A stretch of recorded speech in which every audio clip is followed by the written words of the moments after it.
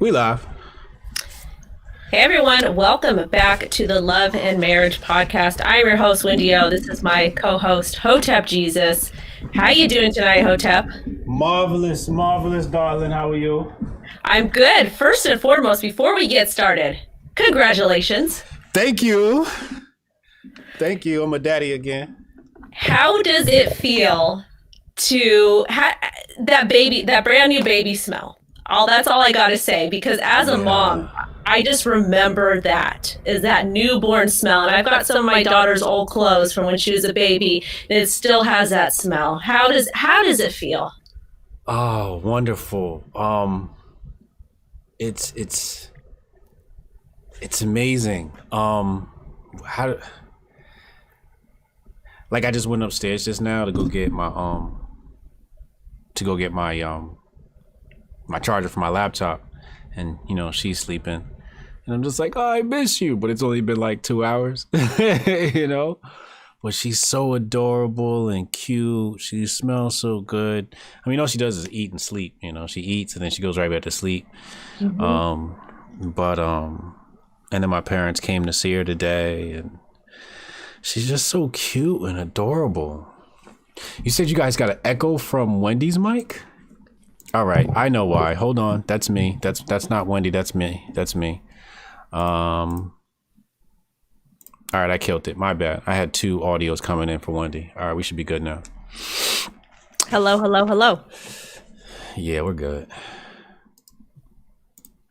Somebody said congrats. The black poop goes away. Yeah, the black poop has gone away now. And now it's yellow poop. It's like yellowish, greenish poop now. Yep. But the first few days, it's definitely all black poop. When you wipe it, it's like a dark green. Mm-hmm. But the good thing about it, when they're little, like the poop doesn't have this like rank stench to it, right? Like when they get big, it starts stinking and it starts getting thick and right.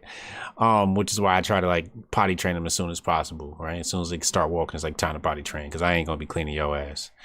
If you're smart enough to walk, you're smart enough to take your ass. I remember my son, he used to wake up in the morning. My son's Phoenix used to wake up in the morning, and we were laying in bed one day, and all of a sudden I hear the DVD player playing Michael Jackson, This Is It, and he in there dancing. I said, oh, this little fucker knows how to turn on the DVD player. Put his movie right in and everything. So I'm like, oh yeah, if you could do all that, you could definitely be potty trained. Well, kids, they got their thing. Like my daughter, she's fine during the daytime, but at night, she's like my stepson. My stepson for the longest time he just didn't want to get up. He was all nice, comfy, and cozy, and didn't want to get up. Yeah. I mean, when you're young and you ain't got no bills to pay, that's like the best bet. Slayo has to sleep. I envy her that she gets to sleep all day. My sleep has been trash.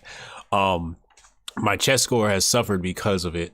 My brain isn't functioning at 100% potential. It's just it's hard because like you fall asleep. You get 2 hours, but your sleep is disrupted, right? And that's the really hard part, is the disruption of the sleep. Mm-hmm. So like right now, I don't even know how many hours I got today. I stopped counting hours. I stopped trying to get hours. I just try to sleep whenever I can. Yep. And, well, how do you feel? How do you think the food source feels? Your fiance? Oh, she's annoyed. I mean, if you had to fucking put a baby in your titty all day, that would suck, right? But she yes and no. She pumps and and feeds as well and nurses as well. But it's getting easier for her. I think the thing is, like, it's her breasts are engorged, right? And they're like bricks, so like it hurts. So she's like putting ice on her shit. She's putting like vegetables from the freezer on her shit. You know what I'm saying? I remember those days. So it's tough, Well, God bless her. And how's she feeling? Is she feeling good? Yeah, she's fine. Yeah, she's a soldier. She's feeling a lot better than she was day one. Oh, day one is the worst, like the absolute worst. How are your kids taking to it? Because your kids are older. You've got 3 other kids that have been here. How are they? And they're older though. So how are they reacting to the new baby? Oh man. So, all right. So I got to tell you the whole story, right? The whole experience. So fucking, it's a C-section, a scheduled C-section. So fucking, the doctor pulls her out and there's blood everywhere. And he's like, hey, get the camera ready. And I get the camera ready. So her head pops out and he pulls her out. So I got all that on camera and he holds her up and he's got jokes and shit. And then, you know, they take the baby over to get cleaned up and she's still laying on the operation table where her guts all spilling out and just like, what the fuck? And then were the other babies, were they vaginal or C-section? My daughter was vaginal and the twins were mandatory C-section because they were twins. So then they wash her up and all that stuff. And then I had to, that night I had to stream Hotep's Been Told You. So I leave the hospital, I come home and she's like, yeah, you know, you don't got to come back tomorrow morning. And I'm like, all right, cool. Yeah, no doubt. Sure. I came straight back as soon as the show was over. She's like, you didn't have to come back. I'm like, I'm not leaving you with my baby. Like, you know, you just had an operation. You know what I mean? Like, I got to be here. So I stayed in the hospital. It was Thursday, Friday night. And then we got discharged Saturday afternoon. It's fucking hell sleeping on that fucking hospital couch inside the room. But they had like, it was a suite. So, you know, we had a refrigerator. I was nice. You're bougie. Yeah, it was a nice hospital. It was like suite with its own bathroom to the side, 2 double sinks and a refrigerator. So I tried the cafeteria food the one day, then I tried it again and I'm like, nah, I'm Uber Eatsing the rest of the time. So I went and got some soul food another day. And then I woke up on Saturday and I had soul food again. And then now it's time to come home and bring the baby home. So I'm like all excited because the kids get to see her. So I walk in the house, she walks in the house, and my daughter comes out the bedroom. She sees her mom. She starts breaking down crying because she misses her mom, right? And my daughter's about to turn 17, grown ass woman. And then she sees then she comes upstairs to come see the baby. She looks, she stops, she's like, oh, and starts breaking out crying. Oh, the baby, she's so cute. And then she comes back, she runs away, then she comes back, takes another look, then cries again. Then she comes back, she like touches the baby's hand. She's like, she's so little, oh, runs away and starts crying again. So my daughter has cried 4 times in like the past like 5 minutes. Then she finally comes over, holds her baby, and like, you know, for like the next 5 hours, they just can't. I'm like, I haven't seen you guys in my face since the day you were born this long, you know, like my daughter's usually hibernating in her room. And I'm like, wow, this is the longest I've ever seen you, but they just can't leave the baby alone, you know?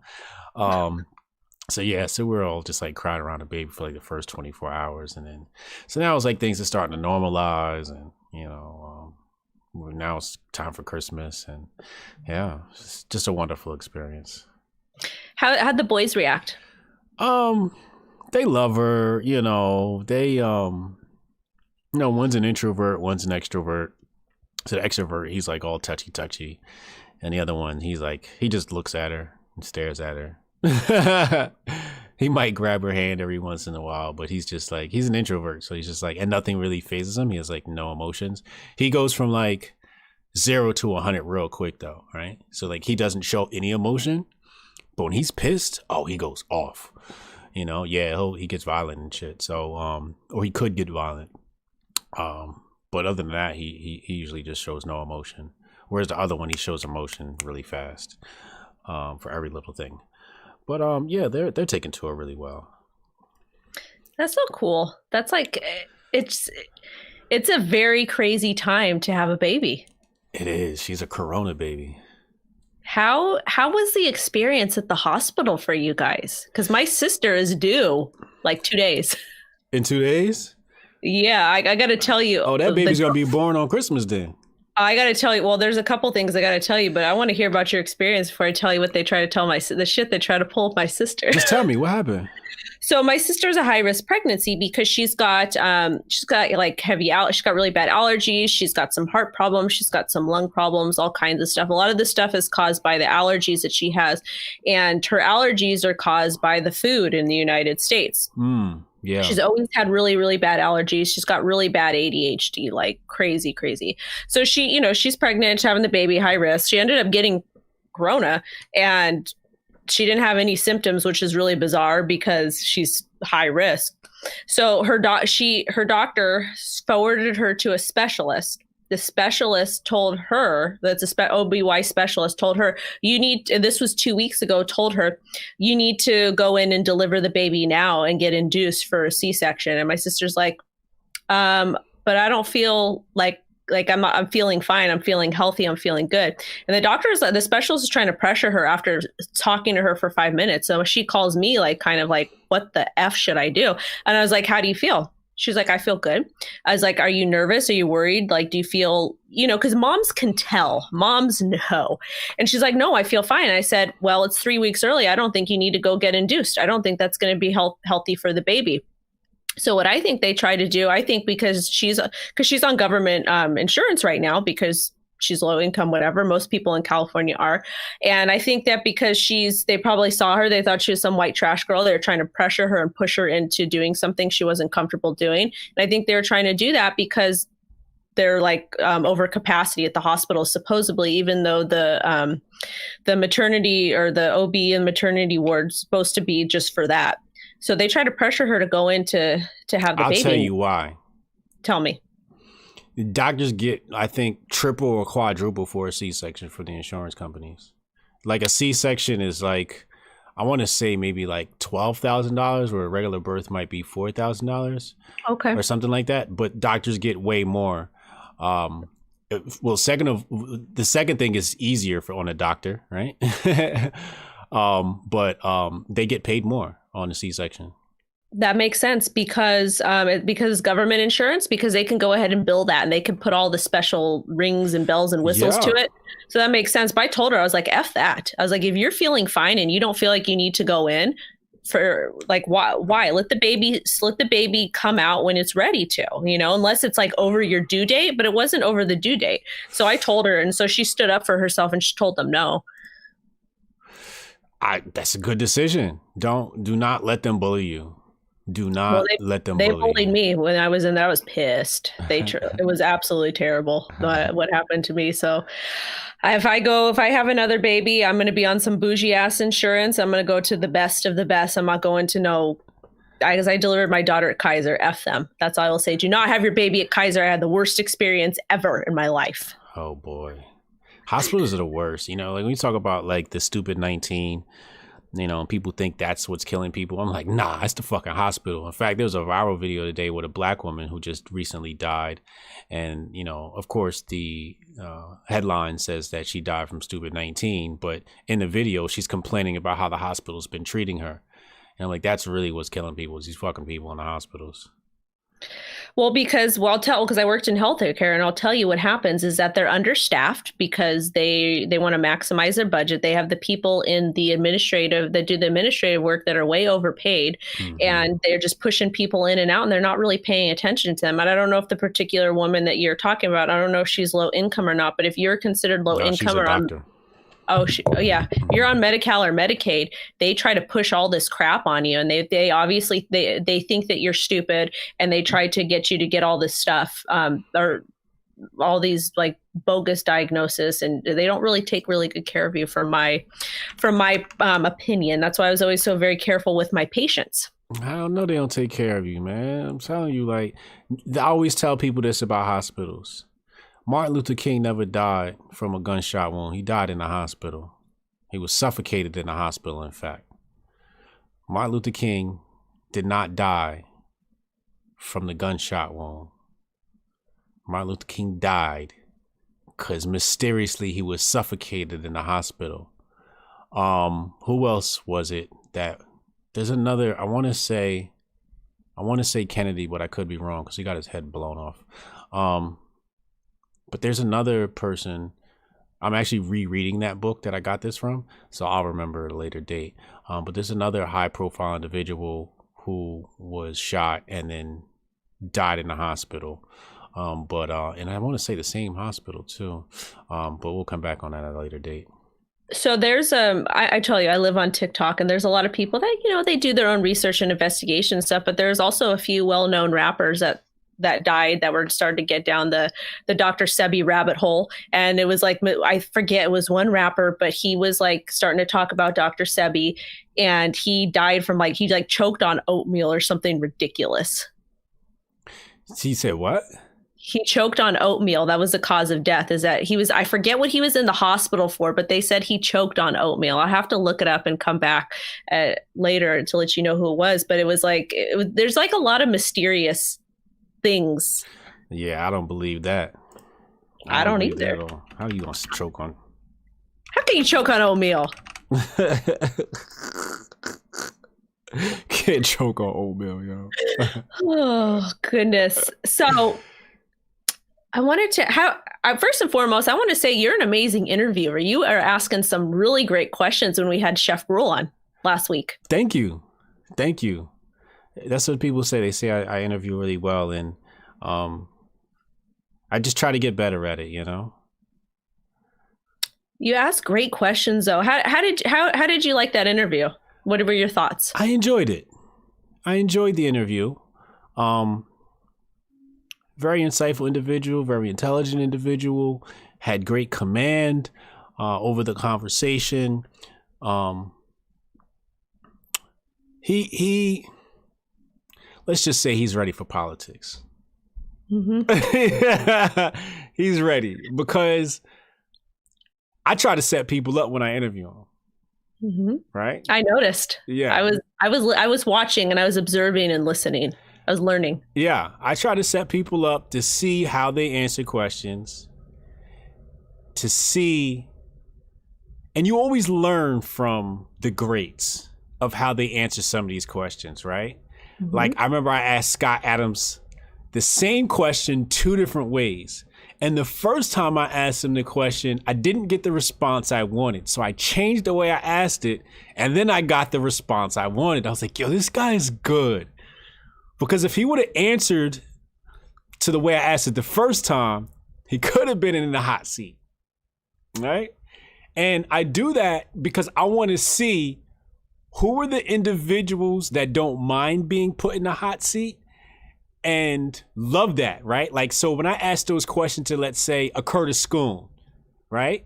Curtis Schoon, he loves the hot seat, right? So he's going to give me that answer, and he's like, come attack me, right? But then there's other individuals who are more guarded, I guess, with their likeness, and more defensive with their likeness, as opposed to offensive. And Chef was more defensive. So I was like, okay. So I learned from him on how he was, like the question when I asked him about, are your friends liberal or he's like, no, my friends are mixed. They're a nice mixture. I was like, good response. Good response, Chef. You know, but it was a couple of times and I was like, the Black Lives Matter response was. I was kind of surprised you asked that one, because that was that's a hot seat question, because you got to be careful with that one. Yeah, that was one of those ones where I'm like, I'm going to ask him this question, because you can tell a lot about an individual by how they answer those types of questions, right? Offensive or defensive. Now, I'm an offensive person. You ask me that question, I'm like, yo, fuck them motherfuckers, right? Me too. Too much. Right. So we're like offensive. We don't mind being offensive, right? And then there's some people who are like, no, I'm not that type of person. So when you understand the type of person they are, you get to know them. So you ask me, why'd you ask me? I'm like, because I'm trying to get to know this guy. And I'm like, okay, I see what type of guy he is, which is great. You know, like, I don't think anybody should be one way. But again, great command over himself, and watch him on a timeline is just nice to witness. Yeah, he is a very, very intelligent savage, and that's a compliment, because when he says something, he backs it up with fact. Yes. He's not just saying, I think this because this is right and this is wrong. It's like, well, this is what I think, and this is happening and this is happening. So this makes sense. And it kind of circles it back to his point of view. Yes. Yes. Yeah. And that was the thing. Like, even when he answered with a little bit of dance, he still came with the facts and the bars. You know what I mean? And I enjoyed it. I'm like, yo, he knows his shit. So my husband had called, I think it was yesterday or the day before, but I guess he was also on Rush Limbaugh's show, not interviewed by Rush, but someone that works for Rush, because I guess Rush doesn't do interviews. I don't really pay attention to all that stuff. My husband does. Yeah. But he's like, you got to tell Hotep. It's a big deal. And I was like, oh, is it? He's like, yeah. And I was like, oh, that's cool. Tell me what? That he was on that Chefrulon was interviewed on Rush Limbaugh's show, and Rush Limbaugh's like this week. It was a couple days ago, sometime this week. No way. Yeah. Oh, good for him, man. That's dope. Rush Limbaugh mentioned me once. Did he? Yeah. Love it. Yeah, I think when the Starbucks thing went viral, he covered me. Nice. Somebody was like, yo, Rush Limbaugh just talked about you. I'm like, oh, cool. Nice. Tell Rush I said, what's up? What is a Tim Pool? What is a Tim Pool? Yeah, you didn't know who Tim Pool is. Like, Wendy, you don't know who Tim Pool is? This is the thing. You have to remember, I hung out in Hollywood, and I used to meet a lot of people, and I didn't know who half of them were. I was just there. Yeah. And then people would be like, oh my God, did you know that was so-and-so? I was like, I don't care. Do you know who Mendicius Moldbug is? Who? Okay, exactly. Like, I didn't know who this guy was either, right? But people always pop up with these names. I'm like, who? And they're like, yeah, I don't know who this guy is. I'm like, oh, I'm so sorry. I don't know about this guy. Like, I'm supposed to know who everybody is. You know what people don't understand is? When you're a producer, you don't have time to consume a lot of media. We're creating media. Like, you create the crypto media. So you don't have a lot of time to consume. And the media you do consume is in your niche. It's in your lane. Right. So the media I consume is like books. Right. Like, I spend a lot of time just, reading, and so if the person you talk about ain't in these books, you know what I mean? We're not going to jive. Exactly. I spend a lot of time, prepping for my daily shows and doing all that stuff. And if it's not news breaking and someone's like, Wendy, can you talk about this? I was like, I asked them, I say, send me an article. They're like, well, I don't have an article to send you. Can you cover this? And I say, no. Unless you're paying me, no. That's how it's done. And I send my media kit and you pay me and I disclose it, or no. I don't have time to cover everything. People forget that I am a mother. I've got a 4-year-old daughter that comes priority over everything. And I don't have time. I care about the community, but I don't have time to pick up on every little thing that's going on. Cut the check. Cut the check. Pay me for my time, because my time is very, very valuable. People pay me for my time all the time. Cut the check. And if you can't pay me for my time, then provide something of value to me, or vice versa. That's the way business works. I spent a lot of time when I first got into crypto entertaining people because I wanted to help everyone all the time. And I realized I don't have time to help everyone all the time. I have time to help myself, and that in turn helps other people, but I don't have time to put everybody on all the time. I matter. My time is valuable, and it's important to establish a relationship, or not a relationship, but a boundary between that. And people do not need to get access to me all the time at all. And I learned that from you, that you want access to me. What can you provide of value to me? Yeah. Why do you have access to me? I think there's 3 rules to access to me. Number 1, it's got to be fun, right? Like, if I find what you're asking me to help you with fun, and I believe that you've tried and come to a roadblock, I'll be willing to help you. Some people, like, I remember this one girl asked me this question. She was like, where do I start with investing? And I was like, just start, right? Like, just start. You know what I mean? That was like my response. And she got mad and she blocked me. Now, you came in my DMs asking me for advice, and you blocked me because you didn't get the response you wanted, right? But like, when I wanted to start investing, like, when I ask people very specific questions. what is the best book to read to learn how to invest, right? Mm-hmm. And then I could help you from there. But like when you ask me a very like broad question, like, where should I start investing? I'm like, I don't fucking know. Like, where do you want to start? Like, just fucking buy a stock. Like, you'll learn when you lose money. Like, that's your education, you know? So that's my first rule. It's like, have you tried and is it fun? Or I should say the first two rules. And then the last one is like, if it's going to be like an extensive type thing, then join my Saturday class, briansharp.co/mogul/summit, or just type in Hotep Jesus Mogul Summit and it pops right up. I do a class every Saturday where entrepreneurs, we sit down and we just work through all their problems. We set goals, weekly goals, and I tell them how to meet them, and we just walk stage by stage and slowly improving their business to reach profitability, you know? So I created that space just for those things where people are like, oh, I need help. And I'm like, if it's not like a quick fix, then it's like, all right, just join a Saturday class. You know, it's $200 a month now. It's probably going to be $1,000 by the end of next year. But yeah, you know. I might actually, that's a really good idea. I might do that because with me, I actually like if somebody takes the time to email me a question, then I respond to everybody that emailed unless there's like, unless they're very bizarre, like, can you send me a picture of your foot? Or can you, like, I get really weird stuff sometimes.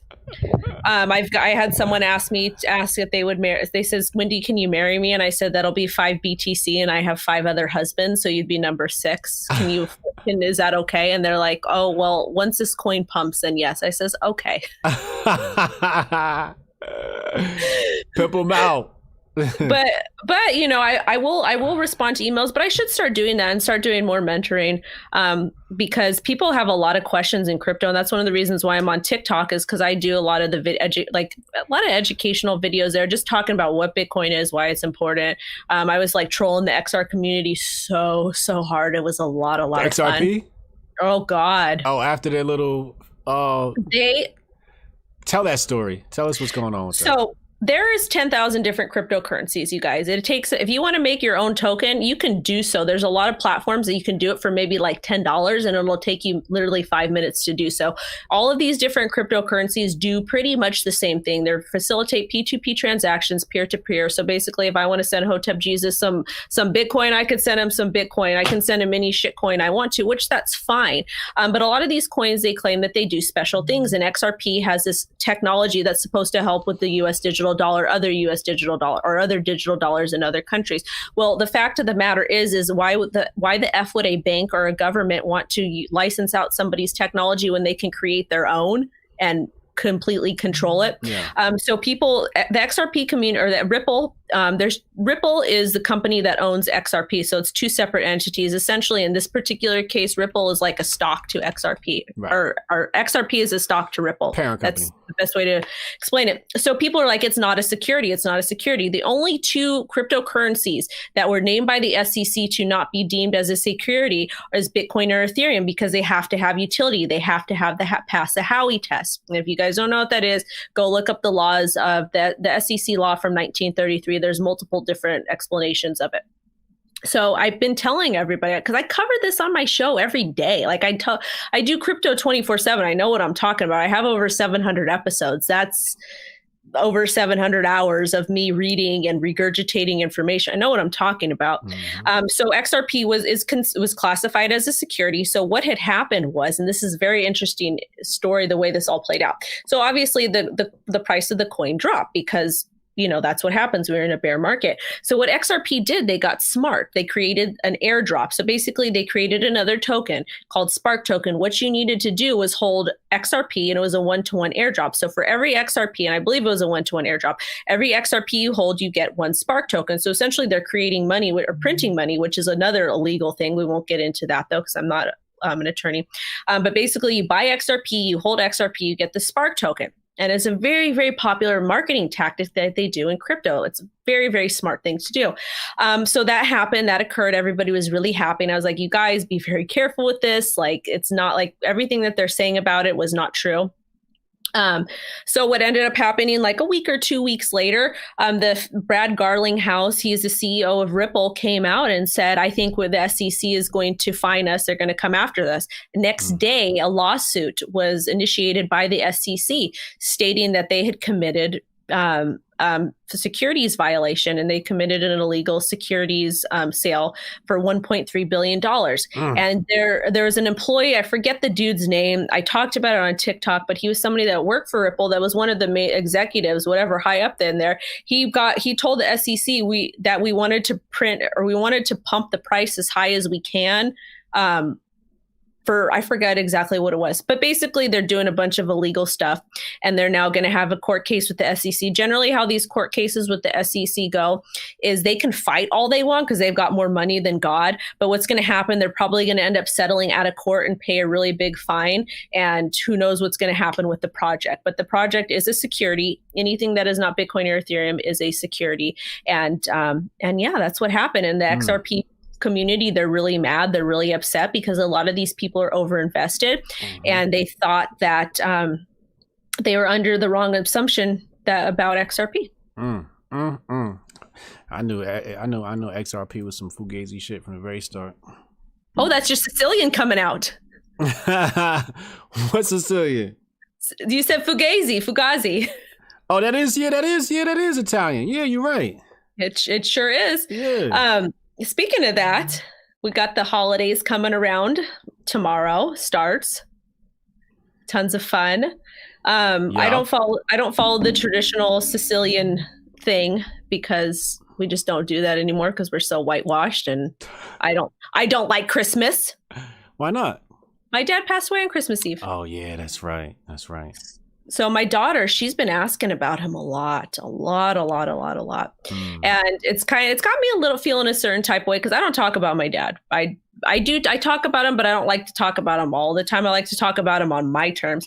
But she asks about him, and she says some very interesting things. She's like, Grandpa's he sleeps with me at night, and he holds me. He tells me he loves me, like things like that she's coming out and saying. And I'm like, I said, okay. But just different things like that. And she's like, he will always protect me. And she's been asking about him. And then I told her, I was like, we're going to go. I was thinking about going to his memorial. I've actually never been to his, where he's actually buried. That's a story for another time. But we were talking about going there. I was explaining to her, he will go visit Grandpa. And she goes, oh, so we can dig him up. And I go, no, honey. I go, no, baby. I says, he's passed away. He's dead. He's in heaven. She's like, okay, so he's sleeping in the ground. I says, yeah. She's like, okay, so he's sleeping in the ground. I can't dig him up. I can visit him, but I can't dig him up. But he's watching me from heaven, and he's happy in heaven. And I says, yes. Oh, that's beautiful. Dig him up and smoke him. I don't know where he's buried. Yeah. I don't know where his body is. His wife, God. The woman he was married to, crazy white lady. Yeah. We don't mess with white people, okay? I love Lo. But she was I wonder what that is when she said can she see dead people? Sometimes I wonder, can kids see dead people? They can. They can, right? Yeah. I think that they can. Yeah. She's very intuitive. I told you my friend Dennis, who God rest his soul, he passed away. When I was going to tell him I was pregnant, he was a tall, big, black guy, gay guy that I used to work with, my coworker. He was a very, very good friend of mine. I was very, very close with him. But he says, I told him, I was like, oh my God, I'm pregnant. And he's like, I know what you're having. And he was very, very intuitive man. You would have really liked him. He had some amazing stories from way back when about his escapades as an actor. He was in a movie. He was in a couple movies, but he lived a very good life. But he's like, I know what you're having. I says, a little boy. He goes, no, it's going to be a little girl. I can sense her energy. He's like, you just need to. He's like, she's going to be a healer just like you are, but more than that. Because he used to see how I would take care of the clients. He's like, she's going to heal. Her mission in life is going to be to heal the world. And I said, okay. I can relate because I knew what all my kids were going to be. Okay. Yeah. Like when they said I had twins, I'm like, okay, those are boys. And then when she got pregnant this time, I was like, okay, that's a girl. She's like, how do you know? I just know. And then we went to the doctor and it's like, yeah, you're having a girl. She's like, how'd you know that? I'm like, I just know. You just know these things when you're intuitive like that. Oh. That's an interesting gift to kind of have though, to know that. Like I pick up on different things. Huh? We all have that gift. It's just that some of us don't practice it, so we lose it. Well, I mean, I've got the empath gift. Like if I walk into a room, I'm just like, who did what of what? I get feelings, like very, very strong feelings about people. Like I can, like if somebody's really, really evil or bad, I get that right away. I get that right away, and I know to stay, to run away. There's a person that I had met in crypto, and I knew right away this person was crazy, and I was still nice anyways. I wish I would have not been nice. I know. Yeah, I know what you mean. Yeah, I pick up on those vibes. Did you get my reference before when I said dig them up and smoke them? You didn't get that. Yeah. What's that from? Oh, God. How high? Was it How High? Yeah. I thought it was a Cheech and Chong thing. Nah, and How High, homeboy dies. They dig him up. They smoke him, and when they smoke him, they can talk to him in the afterlife when they're high. Okay, I didn't see that one. When did that come out? How High? Damn. Somebody look up when How High came out. Let me see. How High movie. This was like 2000s? 2001. Yeah. Okay. See, I'm more familiar with like the Friday movies and Don't Be a Menace and South Central. How old were you in 2001? 2001. I'm 34 now. So I just doxed my age. I don't care. I'm old enough to be these MFers' mom. Yeah. I was like 16? Yeah, 16. Yeah, so you probably 16? Weren't even allowed to go see the movie. I was bad. I did what I wanted to do. Oh, okay. I was so bad. But yeah, that's what it was. Like you smoke your dead homie, and then you could communicate with him. He would like appear as you got high. And then they would talk to him and shit like that. I've got this friend. He's absolutely insane. He's a musician out of his mind. He's the loudest person I've ever met. He's absolutely crazy. But he never had kids or never got married because he was always with lots of different women all the time. But he was obsessed with dogs, and he had a dog, a pit bull, and he would keep the ashes and smoke the ashes. There it is. Yo, I fucking, my grandma used to visit me in my dreams, my mother's mother, right? And I kept having these recurring dreams. And then one day they stopped. And the recurring dream was that we buried her alive, right? So I would have these dreams that we buried my grandmother. She was actually alive. Then we took her out the casket, and then it was just like she was just back like normal, drinking beer and smoking cigarettes and just hanging out at the house. Like this is my recurring dream. Grandma dies. She's in the casket. We're like, wait, like at the wake or something like that. We're like, wait, she's still alive. We open up the casket. She hops out. She comes back alive. So I kept having this recurring dream. So I went to my mom and I told my mom, I said, Mom, I'm having this recurring dream about your mom. And then she got quiet and like changed the subject. I didn't get why she like just changed the subject. She's like, and it just kept it moving. Come to find out, my dad said the whole family believes that the hospital killed her. Oh. But it's funny because the recurring dream stopped happening after I told my mom. So I feel like my grandma was like trying to tell me like, yo, tell them I'm communicating with you. You know what I mean? Because my mom, she like shuts out a lot of things. She's had a very different childhood from most people. So she shuts out a lot of stuff. She shuts out memories and she just shuts things out and she stays in her own zone. So I don't think my grandma could communicate with her, So I think my grandma chose me. And then when I told my mom that, the dreams just stopped reoccurring. And I'm just like, whoa, it's crazy. Maybe she just wanted your mom to know that she was watching her or she was there, you know? Yeah. I can relate to your mom. I'm kind of the same way because all the trauma that I had as a child, like there's a lot of things I don't remember. So I started asking to get some of these memories back so I can start to feel again. Because there's some things that used to happen that were they were just like they just weren't normal. They just was too much. Yeah. But my sister is very, very, very, very, very intuitive. And there's some times where I get dreams about family members and it's generally something like very important that's happening. But I've had so many deaths that I just try to block that out. But it's interesting you say that about your grandma because my dad, we actually had a malpractice case because the doctors, they botched it. He had a surgery and they botched it and that's how he died. He was actually initially misdiagnosed with anxiety. but it was actually, he was having heart issues. So he went in for like a foot surgery. And then he came home it was like the day before Christmas, and we were actually, or like 2 days before Christmas, we were supposed to spend the night at my stepmom's house, spend Christmas with them. But I guess someone from court lost the paperwork, but he didn't wake up on Christmas Eve. So, and we ended up going to court and doing all that stuff. And come to find out, they sent him home with few extra morphine patches than they should have. And the doctors that operated on him, they retired and they moved out of state, like all of them did. Yeah, I bet they did. Fucking bastards. Great. And so, I get the whole thing of being a doctor and mistakes do happen, but I feel like a lot of these doctors, they are overworked. And I feel like the healthcare sector, there's just so much pressure put on a lot of these people. And I feel too, like the qualifications to get into med school, I understand why they have them, but at the same time, just because you can't solve a calculus equation, that I feel like you still might be able to be a good doctor, because you're not doing calculus when you're taking care of patients. It's kind of paying attention to intuition, is listening to your patients, and is knowing a specific protocol. And that has nothing to do, unless you're doing dosage calculations, which that's not that hard, unless you're like an anesthesiologist. Yeah. But to be like a primary care physician, you don't need to, some of the qualifications are ridiculous. Yeah, the primary care positions, I saw a whole bunch, I was in the hospital and everything. I'm like, why are the doctors and nurses fat? Like, you're supposed to be healthcare providers. Like, that would be my prerequisite. Like, you're not allowed to be fat and be a healthcare worker. You're not allowed to be, because it's just a bad example. You're just setting a bad example for everybody in the world when they see these healthcare workers and they're just like out of shape. That's just in America, though, for the most part. I know, yeah. Because I went to Africa, I didn't see one fat person. And I was looking too.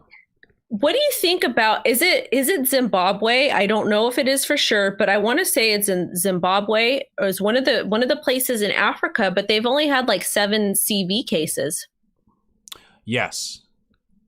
Well, the African diet is different, right? Of course. The African diet is quite organic and nutritious. For example, when I sat down there, I'm like, poor people down there eat better. Like, I was in Tanzania, Dar es Salaam, and I'm talking about people that are living off the land. They are eating better than we are. I mean, they would hop on a boat, go catch fish, go catch crab, lobster, cook it up. And I'm like, they gotta, you know what I mean? And then like, they would have coconut, right? Coconut milk. The other day I was like, I said to somebody, catch fish or catch coconut. Somebody's like, oh, you can't catch coconut. And I'm like, yeah, you can tell this person has no culture. I'm Caribbean, so I understand what it's like to catch a coconut, because to catch a coconut, you take a rock or a stick or something and you throw it up in a tree to knock the coconut out, or you shake the tree and then you catch it. Mm-hmm. Right? So people never caught on to that when I made that reference. You know what I mean? Really? Yeah, like somebody was like, oh, he just said catch a coconut. Ha, ha, ha. What an idiot. And I'm like, yeah, because they're so used to being served coconut. They've never actually seen somebody, how you get coconut. Or you climb the tree and go get it. That's another way to do it too, right? But most of the times you just, in Jamaica, you take a rock, bing, and then you got good accuracy too. Bing, catch it, and then run and you catch it. Because if you hit the ground, it's done. It's gonna crack and break open. But yeah, everything's in abundance there, and there's no GMOs, right? So everything is highly nutritious. And I ate very well over there, and then the air is very clean. Smells good. And then also you got to understand the sun and the heat. It's so hot. Like the first time I got sunburned was in Africa. I didn't think it was possible for me to get sunburned. I'm like, I'm black. I don't get sunburned. I sat down. Black people do get sunburned though. Yeah, absolutely. I was in Africa and I thought I was the shit. And then I'm like, wait, my skin's peeling. I just got sunburned. This African sun is different. So, it was very eye-opening. But with the heat is killing the virus before it can even transmit. But if that's the argument that the heat is, that it's so hot the virus can't sustain there, then what about like Ebola and some of the other illnesses they have?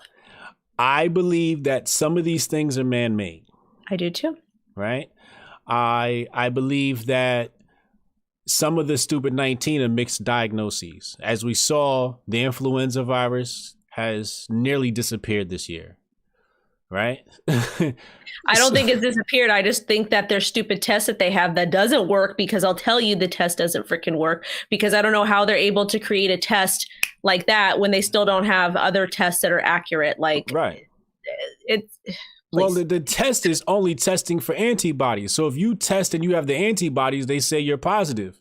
But then they say, oh, they have stupid 19, but they're asymptomatic. No, you're just testing for the presence of antibodies. That means that doesn't mean this person is suffering. That's why I'm like, when people say, oh, there's, thousands of new cases of COVID, it's just like, well, what exactly does that mean? That's a common cold. That's what that is. That's a common cold. And working in healthcare, every year around this time, people get sick. All my clients would have runny noses. They would get sick. They would need more antibiotics. They would need this, da da da da da. And it's a seasonal thing. And it's going to end up, once we start getting warm again, it's going to end up going away. Yeah, exactly. But I and the other thing is they set down to see, Africans are very smart and they're very sarcastic too. So they sent COVID tests down to Tanzania. So what they did was they sent back samples of like a coconut, a goat, and like, a whole bunch of shit that just can't get the virus, right? And like the coconut came back positive for stupid 19, right? So they were like, see, they try to do something funny here, because how the hell is a coconut going to test positive for this? You know what I mean? So go look up that story. That's real talk. So when we hearing about stupid 19 and these so-called viruses, because the virus is really a program inside your body. And then something turns it on, just like a virus in the computer, right? Mm-hmm. A virus in your computer actually needs you to take an action for it to be activated, right? It lives inside your computer, so it can stay dormant and it's waiting for something to take action, right? And it's the same thing with the body, where it could be inside your body already and something from the outside activates something inside your body. So the truth is, we don't even understand viruses. They say they understand viruses, but they don't understand viruses. I agree. I just thought it was a very interesting, I saw it on TikTok and I thought it was a very interesting thing. So I'll see things on TikTok and I'll start doing my own research and Googling and reading things. But it was very, very interesting to see that. And another thing is, like, my husband, he's an essential worker and he goes out, he's around people at work because he's an electrical contractor. He has not caught a cold this year and he doesn't have it. And I'm thinking to myself, well, he's also very healthy. Maybe it's that Native American. I have no idea. Yeah. But we don't get sick in my household, but we also don't eat a whole lot of processed foods. Of course, I'm not like 100% like with zero processed foods. I got it in the house, but we don't eat like other Americans do. Like, I do not eat McDonald's, like very, very rarely.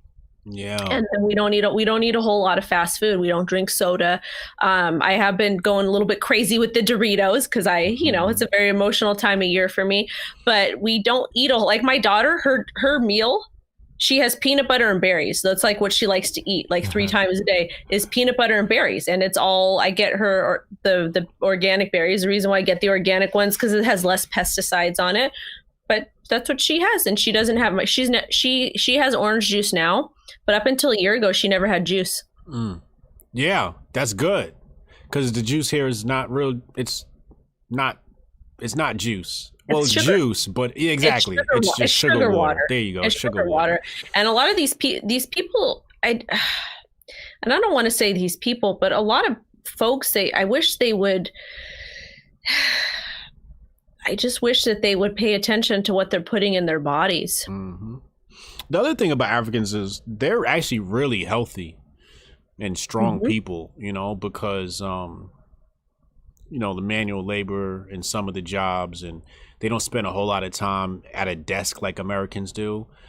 Like Americans, we stay in these cubicles and boxes and we're at our desks and computers all the time. These people are like outside chilling, you know what I mean? Walking around and like, they're very active people. But they said stupid 19 affected the Black community in America more than anybody else. And I'm like, Black community is unhealthy at a higher rate than everybody else in America. And that's really what the issue was, because you're talking about people suffering from hypertension, diabetes, heart disease, so on and so forth. Yeah, it was pawpaw fruit, not coconut, pawpaw fruit. You're right. My bad. Thank you for correcting me Ken, it was pawpaw fruit in Tanzania that they tested for stupid 19. Oh, somebody said no, that comment got me sidetracked for a minute. Yeah, I think Americans as a whole, I think they need to just get their stuff together. And I don't understand how people are gaining a whole lot of weight during this whole like quarantine thing, considering that we have more free time on our hands. I don't know why you can't put on like a 20-minute workout DVD and like get sitting on the internet on fucking social media. I know, but people are letting. I was talking to Miss Nita, my trainer, and a poor woman. They're giving her. Oh, did I tell you about her? Did I tell you it was her birthday last week? Oh, was it? It was her birthday. Oh, shout out to Miss Nita. So I surprised her because she's like, I got some people coming. I says, okay. So before I went to go see her, I went to the store and I bought her the biggest bottle of Hennessy possible, and I surprised her. And she was like, because there's a bunch of kids there, and I was waiting for her to be done, and I was like, I gotta go, and she's like, okay. I said, can you come here first? I had this big ass bottle behind me. And then I showed her, and she like falls back on the thing. She's like, oh my God. She's like, for me and my ratchets, So she had a good time. It was her birthday, but they're giving her a hard time. And her and I were talking, and I says, if you need anything, let me know. I'll do what I can do to help. I've got a big network. Like, I support you. I support the kids here. But she's banking and she's waiting for things to open up again, because she's also a family marriage therapist. And the gym focuses on mental health, suicide prevention, keeping kids off the street. And once we open, I feel like if we ever really do get to open, the amount of mental health issues are going to skyrocket. And people like her are going to get fucking rich because people are going to need someone. Yeah, they definitely are, man. Natasha Kayleen, $5 super chat. She said, love y'all. Love your kids even more. Thank you. Ken Thoreau, $2.99 super chat. Appreciate you, Ken. Yeah, hell yeah. No, I ain't touching that Neuralink. Elon Musk can keep that Neuralink. What? Yeah, you know what? This is the thing. Is Elon Musk paying Tesla's family, if there's any royalties? I was wondering about that, because he just jacked his name and turned it into a company. So many people stole from Tesla. So many people have stolen from so many amazing people in this world. It's just very sad. And I like to say, be a Tesla, not an Edison.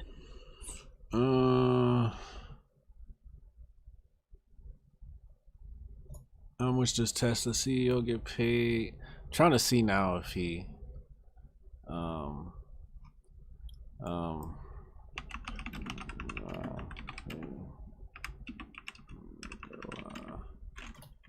Tesla. He does not. No. Serbian might never in a million years have predicted to go, but that is not gonna happen. I'm gonna have to take some more time to see. Oh, Elon Musk says Tesla bought its name for $75,000. It's a trademark of Fortune Media IP Limited, registered in the U.S. Damn, $75K? That's it? Man. Tesla's getting robbed from the grave. Yeah, that poor man has been robbed. He stayed getting robbed from everyone.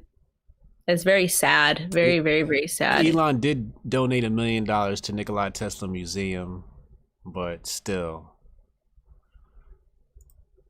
he owes that man his life. He just snatched his name and turned it into a brand. Elon, I get some kind of weird vibes from him. You kind of gotta, from a guy that wants to go to Mars. You kind of gotta be weird to want to have ambitions like that. I don't think that's abnormal, and then that it's weird. I just get some creepy. I just get some off vibes from him. Yeah. Yep. I don't know. I can't pinpoint it. I would have to meet him to get to pick up. But but I wanted to talk about one more thing. Okay. What? So in the bill, I know you and Uncle Hotep are going to touch on it tomorrow night. Yeah. Very heavily. Yeah. But there was one in particular thing. So they want to send a couple billion or a couple $1 million to Pakistan to touch on to do what? There was a gender budget in there somewhere, right? Okay. Okay. Did you find out what that was for? Because to me, it sounds like Pakistan about to get 135 new genders. So I have a friend, very, very good friend of mine. His family fled Pakistan because they're Pakistani Christians. And he told me how terrible it was over there, how they would take advantage of young boys. They would kill cows in the streets in front of young kids, how just very dangerous it is over there. And even though, he's a gay man living in, immigrant living in the US, but he's just like, we have it so much better over here. But anyways, they have 2 genders in Pakistan. Exactly. They've got 2 genders there, and they've got I think they're called shims. That's like the correct term, is the men that dress as women. There's like harems of them, and you can go in and pick which one you want or whatever. But other than that, yeah, but there's a special term. It's called shims, and it's I forget exactly what it means, but it's basically him. Yeah, but it's like they're like prostitutes. They're male prostitutes that dress up as women, but that's all that there is over there. So I don't know what that money is going to do. Beside, who knows?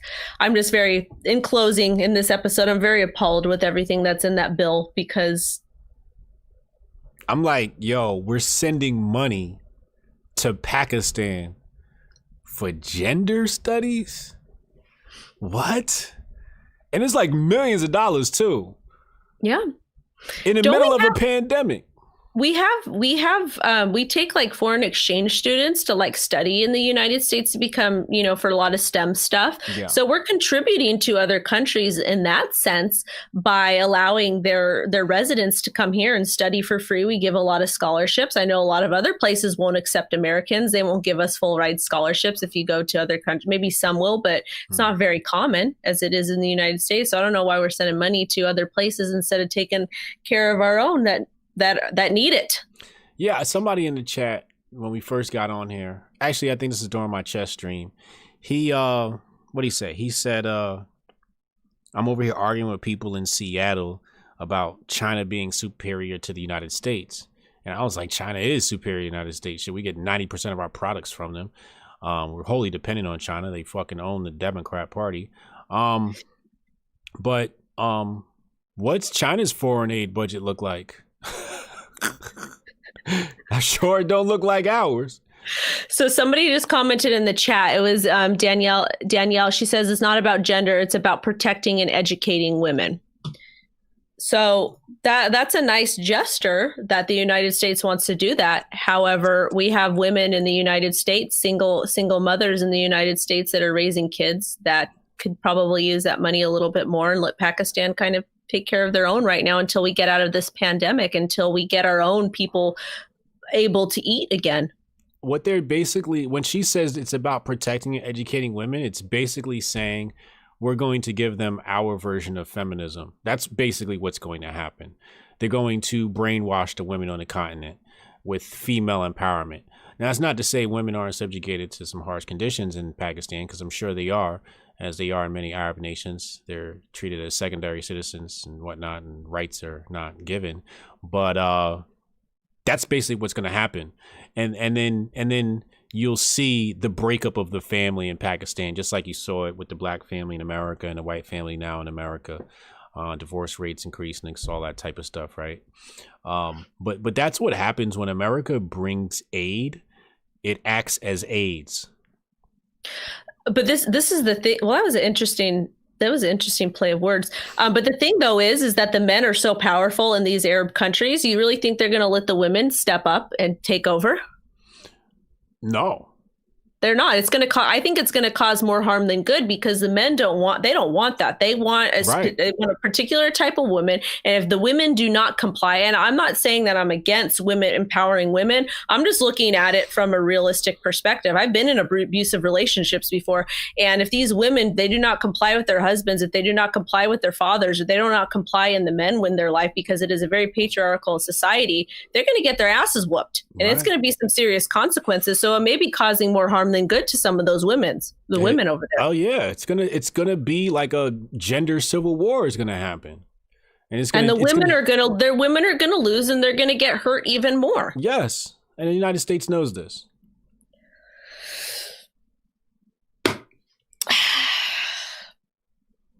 Before we go, do you celebrate Christmas? Yes. Okay. I don't like to, but I do because my lady has been indoctrinated by the white man and his religions and his pagan holidays. Let's be clear, Christmas is a pagan holiday. So, yes, we celebrate Christmas. If I had it my way, we would not, but we do. So you guys don't get Chinese food on Christmas? No. That's what the Jews do. Is we go get Chinese food on Christmas. Are you serious? Yeah, they did a lot. That's why the Chinese restaurants stay open. Well, at least in Brooklyn, that's the way it used to be. And the reason why they stayed open because there's a lot of Jews there, and they do not celebrate Christmas, so they stay open. And Jews tip well. Well, at least not this. When I say Jews, let's get this very straight. Regular Jews, traditional Jews like my father are very different than the Hasidic Jews, the ones that wear the stuff. Yeah. Very different group of people. Yeah, definitely. I think next year I want to culturally appropriate more holidays. I think next year I'm going to celebrate Hanukkah. I'm going to get me a menorah. I'm going to light some candles and shit all 7 days. You know what I mean? And I'm going to celebrate Christmas. I'm going to celebrate Kwanzaa. I'm going to celebrate some Muslim holidays too. I'm culture appropriating everybody's shit. Ramadan, Yom Kippur. All of that shit. You gonna fast? Yeah, hell yeah. I'm gonna celebrate all this shit, man. Cause all that shit is Hotep anyway. Can you tell me a little bit about Kwanzaa? Because I never learned about Kwanzaa. It's the black version of Hanukkah. Okay, so how many nights you guys get? 7. 7? Okay. Yeah. You get a present every night? Yep. Oh, you're gonna be buying a lot of presents next year with all these cultural appropriations with all your kids. Because you got 4 kids now. Well, the presents, they could be handmade. They can be etherical, like, oh, your present for today is this lesson. Sit down, I'm gonna tell you a story. It's your present. The twins are gonna be pissed. Real talk. Oh, it's 8 days? Oh, Kwanzaa's 8 days. We upped you by 1 day. Oh, you guys had to outdo us like that. Come on, man. They say +1. You know what I mean? Is it 8 days? Is Kwanzaa? Kwanzaa's not 8 days. That's a lot of days, man. There's maybe there's a new calendar we don't know about. Kwanzaa is how many days? Let's see. Starts on the 26th. 26th, 27th, 28th, 29th, 30th, 31st. The 1st. That's 7. Kwanzaa's 7 days. What are you talking about, bro? Yeah, because that would be a little bit off if it was 8 days, right? Yeah. No, I don't. Well, because there's 7 days in a week. That's only logic, I would think. Yeah. 7 days of Kwanzaa. 7 days of Kwanzaa. But for Kwanzaa, do you because okay, for Hanukkah, you're celebrating like God, you're celebrating all the ability to pray and blah blah blah blah blah. But what are you celebrating in Kwanzaa? Well, every day's got something you celebrate, right? So in Kwanzaa, let me put the Kwanzaa days. The first day is like freedom. No, unity. First day is unity. Hold on, let me pull this up. Unity. Okay, here we go. Unity, then self-determination, collective work and responsibility, cooperative economics, purpose, creativity, and faith. And then they use Swahili words to describe all of these days. Like the first day is Umoja. Kujichagulia is it like, are you still like, is it like with God though? Like, are you still praising God? No, praising ourselves. The black man and the black woman is God. I want to start something for Sicilians. I like that idea of Kwanzaa. That's very empowering. It's very awesome. Yeah. A lot of people say, oh, Kwanzaa is a made up holiday. And I'm just like, aren't all holidays made up? Technically they are. Yeah, they're. The thing is about holidays, what people miss is they're actually celebrations of the cosmos. They are. That's very true. That's really what they are. They're celebrating the alignment of the stars and moon and planets and shit like that, like the solstices, and that's really what the ancients celebrated. And they called them holidays, aka holy days. Oh my God, I had a thought, but I totally forgot it. Oh my goodness. You said I don't follow that 13 calendar zodiac Ophiuchus shit. I don't follow that. That's some made up shit too. There is a 13-month calendar. The 13-month calendar is based upon the moon. Oh, what I wanted to ask, the people were saying, I forgot what happened on the 21st, but it was supposed to be a special alignment of the planets. Were you Jupiter and Saturn and shit? I think so. Were you in tune with that? Did you feel that? No. I was like, normally it doesn't bother me, but I was a hot mess last week. Like, I was like a couple days before I was like, because I suffer from depression. That was this week. Well, yeah, it just passed. But a couple days before, I was really sick. I was struggling. I was not feeling well mentally. And normally I'm fine. Normally I can deal with whatever. But I don't know if it was because of my dad or whatever, but I was feeling sick. Or maybe I got another story for you. That's another time. But I was feeling sick. And then right when the 21st happened, like the next morning when I woke up, I felt fine. Really? Mm-hmm. Maybe you're attached to the Saturnalia cult. I am a Leo, so I don't know if that's with it. I don't know. Maybe you need to go touch the cube of Kaaba. What is that's the in Mecca. They don't like white women over there with tattoos. Nah, you be fine. You go praise the Mecca, you be fine. They're real cool when you go touch the Saturn's cube. Okay. Yeah, right. Saturnalia cult. Mm-hmm. All right. Well, you got anything else for tonight? No, great episode tonight. It was a good episode. Well, again, I sent you guys something. It should be coming. You should get it the 28th or the 30th. Oh, okay. That's nice of you. I'm so excited because you're going to open it and you're going to be like, you're going to be mad. You might be mad. Oh, boy. Well, it's going to be good, though. It's very, very good for the development of the baby. And it's good for mom and dad and brothers and sisters, too, because everybody can kind of participate with it. Okay. But it's very good for brain development. Yeah, I need that. I'm all about that. So I'm excited. And we got it for our daughter, and she excelled with it, and I think your daughter will do the same, and it's just a fun thing. So you're going to be like, oh, but you'll get it.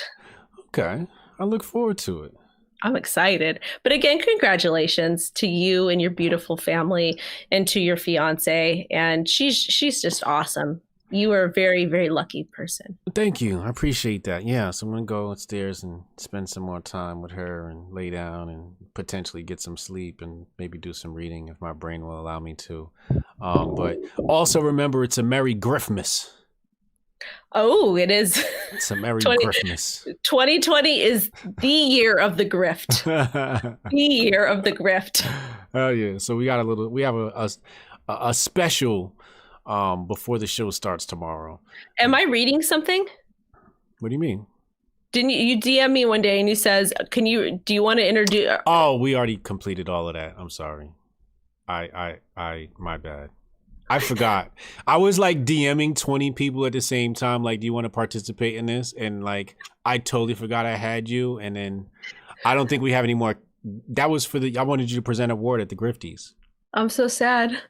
I know. Maybe we'll get you in 2021 Grifties. Okay. I have to because maybe I'll think of something. Because I think what I thought happened was a person I asked present an award. I thought they flaked, but then they turned out they didn't. I think that's what happened. But this was weeks ago, so my memory is shot. If there's one that comes up where you want me to call out a female and present that award to them, I will gladly do it. And I don't care who it is. All right, 2021, you definitely present an award there. Okay. Good night, everyone. Thank you so much for watching. Make sure you guys tune in to watch Hotep and Uncle Hotep tomorrow with... Hotep Jesus. Yeah, but Hotep done told you. Oh, Hotep's been told you. Hotep's been told you. Hotep's been told you. See, you're not from the deep south, so you don't have that lingo in there. I'm from LA, okay? I'm a California girl, okay? And also, too, I read a comment about some it was like 2 episodes ago because I clip these shows, and someone said, oh, she wouldn't last a minute around black people. Da, da, da. Let me tell you something. Whoever had said that, you don't know where I grew up. You don't know who I grew up around. You don't know where I used to hang out. So for you to tell me that without knowing me, sit your ass down. First of all, that's racist as fuck. It's like saying like, oh, they wouldn't last a minute. Like we're some fucking gorillas in a cage or some shit like that, and you throw us in there like wild meat. Like what the fuck do you mean you wouldn't last around black people? That's racist as shit. I was rude. I got mad too. I was like, you know what? Like, first and foremost, I felt like I got like they were trying to tell me like I'm some sort of punk, which I'm not a punk. But number two is like I have, and I actually don't. I don't even want to say I have. I know a lot of very, very prim and proper people from all different types of backgrounds. Like just because somebody dresses a certain way or just because somebody looks a certain way doesn't mean that they are low class. Unless you get to know, unless you know somebody, hush. And the black community got a lot of manners. We're very polite. We're a very polite culture. Even in the hood, it's a very polite culture. There is street code in the hood. And there's just code and there's things that you do and there's things that you don't do. And I like, to be honest, I don't notice. The only time I would notice the difference of somebody, that I would notice somebody's different than me or looks different than me, is if you're an asshole to me. If you're an asshole to me, like when I'm out somewhere with my daughter and you're like rude, I'm going to notice. And then I'll be, okay, that person was an asshole. And it wouldn't even be based off the color of their skin or their gender. It would just be like, you're just a dick. Right. Yeah. I was just like, ew. So just ew. Because I get along with all different, like I've got so, and I think I forget because I'm from Southern California. In Southern California, it's like everybody's mixed and it's like a big melting pot. So I'm just used to being around all these different types of people. Like I don't think twice about it. Like, you know, there's some instances where I do have to pay attention where I am. And there's like, for example, my old neighborhood, I wouldn't take my daughter grocery shopping. But it's California is very different than anywhere else, I feel like, in the United States. Oh, absolutely. California is like New Jersey. Okay. But I've never been. But the people are nicer in California. Well, they're nicer to your face, but behind your back, they're going to talk mess. Oh, okay. In Jersey, they talk about you to your face and behind your back. Okay. Well, they just talk about you behind your back for the most part. Okay. So, but yeah, I was just like, that was really rude. And that kind of pissed me off. It really rubbed me the wrong way. I was like, you know what? Like number one, you make an assumption about me, and number two, you make an assumption about other people, and it's like, and I told you, my friend Dennis, we are completely opposite looks wise. He was a big, tall, black gay man, and I'm a short, little white Sicilian girl, and he and I would have the most amazing conversations about music and the entertainment industry and like art and just, you know, about everything. So anyways, I just had to say that. I'm going to go. God bless you guys. Merry Christmas. Yes. Merry Christmas to the chat. I'll see you tomorrow, 8 p.m. Eastern time for Hotep's Been Told You. Bye.